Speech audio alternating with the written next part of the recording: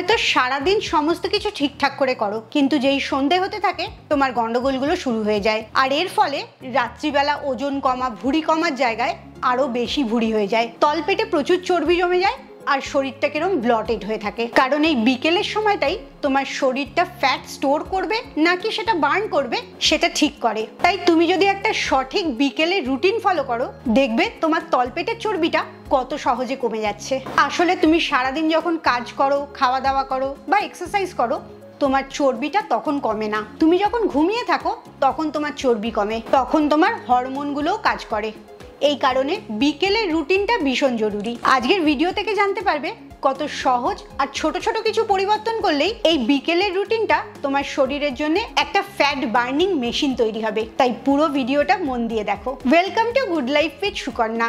আমি lifestyle correction coach. তুমি যদি আমার গাইডেন্সে নিজের জীবনটা পুরোপুরি বদলে নিতে চাও, তাহলে আমার 2 ঘন্টার অনলাইন সেশন জয়েন করো। সেশন জয়েন করার জন্য নিচের নাম্বারে LCW এই কথাটা লিখে হোয়াটসঅ্যাপ করো। পেটের চর্বিটা, বিশেষ করে তলপেটের চর্বিটা এত কেন শক্ত হয়ে থাকে, কিছুতেই কমতে চায় না, বিশেষ করে তোমার বয়সটা যখন একটু বাড়তে থাকে।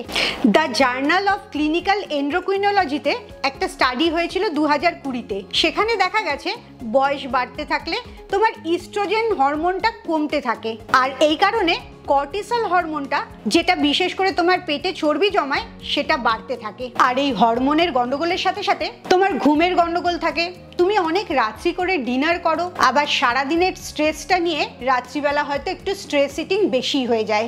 এই সব জিনিসগুলোর রেজাল্ট হচ্ছে তোমার তলপেটটা ভারী হতে থাকা। তাই কিছু ছোট্ট পরিবর্তন করলেই এই বিপদটা থেকে তুমি বেরিয়ে আসতে পারবে। তাহলে জেনে নাও এবারে স্টেপ বাই স্টেপ বিকেলের রুটিনটা কি করে সাজাবে। প্রথম স্টেপ 1 যেটা করবে, রাত্রের ডিনারটা তাড়াতাড়ি শেষ করে ফেলবে। টার্গেট রাখবে 6:30 থেকে 7:30-র মধ্যে ডিনারটা করে নিতে। এটা শুনেই তোমার মনে হবে তখন তো তুমি বাড়িতেই ফেরো না, কি করে ডিনার করবে? এই ডিনার এগোনোটা তোমার ভালো থাকার জন্যে।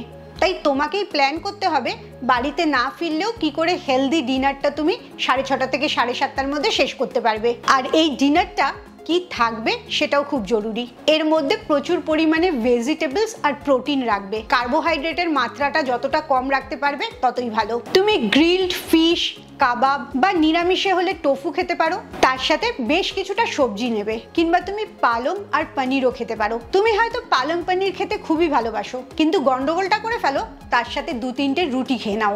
রাত্রের ডিনারে রুটি বা ভাতটা খাবে না, কারণ ওতে কার্বোহাইড্রেট অনেক বেশি থাকে। কিংবা সিম্পল তুমি রাত্রিবেলা চিকেন স্টুও খেতে পারো, চিকেনের সাথে অনেক সিজনাল ভেজিটেবলস দিয়ে।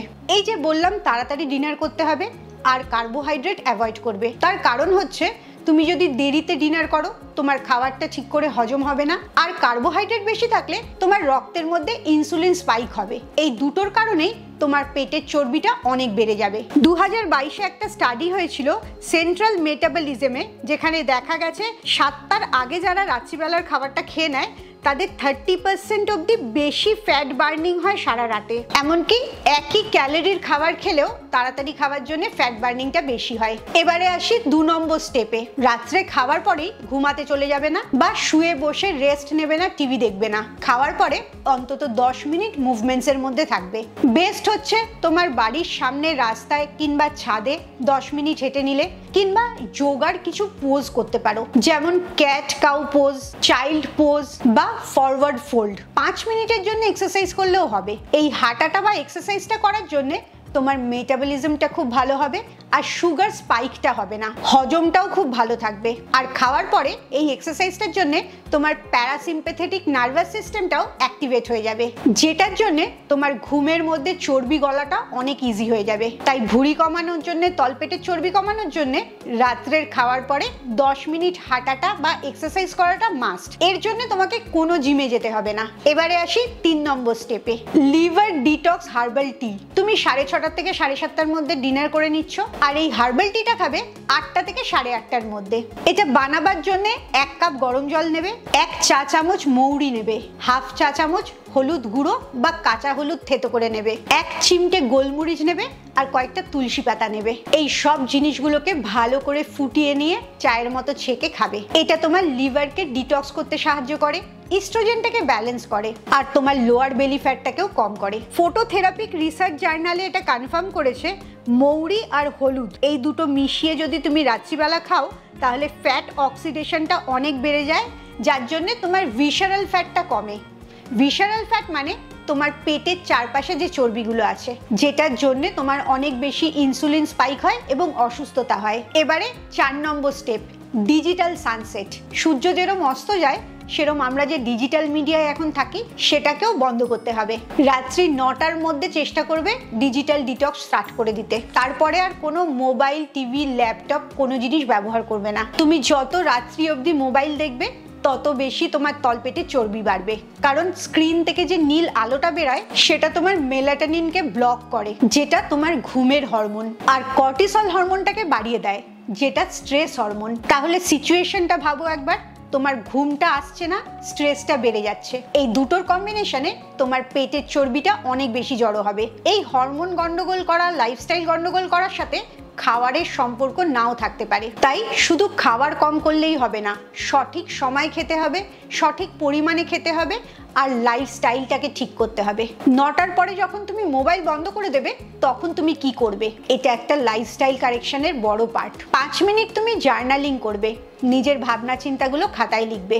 আজকে সারাদিনে তোমার সাথে কি ভালো ঘটনা ঘটেছে সেটাও খাতায় নোট ডাউন করবে এবং সেই ভালো লাগার অনুভূতিটা নিজের মধ্যে অনুভব করবে। কিংবা কোনো হালকা বই পড়তে পারো, যে বইটা পড়লে তোমায় খুব একটা ভাবনা চিন্তা করতে হবে না। কিংবা অল্প ডিম লাইট জ্বালিয়ে বা একটা ক্যান্ডেল জ্বালিয়ে একটা সুদিং মেডিটেটিভ মিউজিক শুনতে পারো, যে মিউজিকটা তোমার ঘুম ভালো করতে সাহায্য করবে। এবারে আসবো ফাইনাল স্টেজে, স্টেপ 5, স্লিপিং উইন্ডো, যেটা তুমি রাত্রি 10টা থেকে 10:30টার মধ্যে করার চেষ্টা করবে। ওবেসিটি রিভিউ 2021-এর একটা স্টাডি হয়েছিল, সেখানে দেখা গেছে যে মহিলারা 7 থেকে 8 ঘন্টা ঘুমায় তাদের পেটের চর্বি অনেক বেশি কমে, ইস্ট্রোজেন লেভেলটা একদম ঠিক থাকে, আর ঘুম থেকে যখন ওঠে তখন ব্লটিংটা অনেক কম থাকে। তাই তুমিও এই রিচুয়ালটা ফলো করার চেষ্টা করবে। ল্যাভেন্ডার অয়েল বা কোকোনাট অয়েল 2 ফোঁটা হাতে নেবে, হাতে টিপে নিয়ে তোমার টেম্পলস মানে কানের দুপাশের ওপর দিকটায়, যেখানে অনেক সময় মাথা ব্যথা করলে দপদপ করে, সেই জায়গাটায় আস্তে করে মুভ করবে। এইভাবে মুভ করতে থাকবে ল্যাভেন্ডার অয়েল বা কোকোনাট অয়েল। তাহলে দেখবে অনেক রিল্যাক্সড লাগবে, ঘুম পাবে। এর সাথে সাথে নার্ভটাকে শান্ত করার জন্য স্লিপ মিউজিক শুনবে আর চেষ্টা করবে তোমার লেফট সাইডে ঘুরে শোয়ার। লেফট সাইডে তুমি যখন ঘুরে শুচ্ছ তখন তোমার হজমটা ভালো হবে আর গ্যাস অ্যাসিডিটি তৈরি হবে না, তাতে ঘুমটা আরো ভালো হবে। তোমাকে আসলে প্রচুর স্ট্রিক্ট ডায়েট করতে হবে না বা খুব ভিগোরাস এক্সারসাইজও করতে হবে না। লোয়ার বেলি ফ্যাট কমানোর জন্য বিকেলের রুটিনটা একটা ডিসিপ্লিন ওয়েতে সেট করতে হবে। এই ইভিনিং রুটিনটা কোনো ট্রেন্ডিং টপিক না, এটা একটা সায়েন্টিফিক এভিডেন্স। তোমার রাত্রিটা যদি ভালো হয় তাহলে পরের দিন সকালটা ভালো হবে, আর তোমার সকালটা যদি ভালো হয় তাহলে তোমার সারা দিনটা, সারা জীবনটা ভালো হবে। তাই রাত্রের রুটিন সেট করাটা ভীষণ গুরুত্বপূর্ণ। তুমি ডায়েট করতে গিয়ে অনেক সময় এমন কিছু মিস্টেক করে ফেলো তাতে তোমার ওজনটা কমার জায়গায় আরো অনেক বেড়ে যায়। তুমি কি জানতে চাও সেই ভুলগুলো কি করো? তাহলে অবশ্যই আমার পরের ভিডিওটার জন্য অপেক্ষা করো, কারণ গুড লাইফ উইথ সুকন্যা শুধুমাত্র ওজন কমা বা ভুঁড়ি কমার না, তোমার লাইফটাকে পুরো ডিজাইন করার জন্য। একটা সুস্থ স্বাভাবিক দিন একটা সুস্থ স্বাভাবিক জীবনকে ডিজাইন করে। তাই চেষ্টা করো আজকে যে রুটিনটা বিকেলের বললাম 5টা স্টেপে, 1 নম্বর তাড়াতাড়ি ডিনার করা, 2 নম্বর ডিনার করার পরে কিছুক্ষণ হাঁটাচলা করা, 3 নম্বর একটা হার্বাল ডিটক্স টি খাওয়া, 4 নম্বর ডিজিটাল ডিটক্স স্টার্ট করা, রাত্রি 9টার পরে আর ফোনের কাছে না থাকা, স্টেপ 5 একটা স্লিপ রিচুয়াল সেট করা। কালকের থেকে কোনগুলো শুরু করছো অবশ্যই আমাকে কমেন্টসে জানাও। খুব ভালো থাকো, মানসিক আর শারীরিকভাবে একদম সুস্থ থাকো। আবার পরের ভিডিওতে তোমাদের সাথে দেখা হচ্ছে।